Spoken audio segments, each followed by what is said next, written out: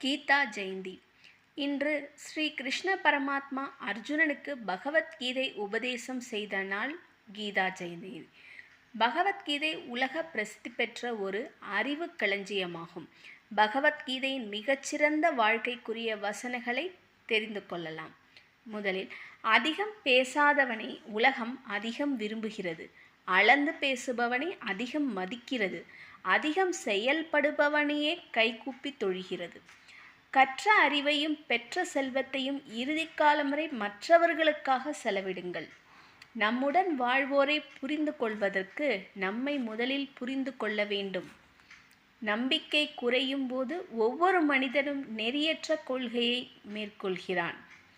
சலித்து கொள்பவன் ஒவ்வொரு வாய்ப்பிலும் உள்ள ஆபத்தை பார்க்கிறான். சாதிப்பவன் ஒவ்வொரு ஆபத்திலும் உள்ள வாய்ப்பினை பார்க்கிறான். மகிழ்ச்சி என்ற உணர்ச்சி மட்டும் இல்லாவிட்டால் வாழ்க்கை என்பது சுமக்க முடியாத பெரிய சுமையாகிவிடும். உலகம் ஒரு விசித்திரமான கல்லூரி. இங்கே பாடம் சொல்லிக் கொடுத்தது தேர்வு வைப்பது அல்ல, தேர்வு வைத்தே பிறகே பாடம் கற்பிக்கப்படுகிறது.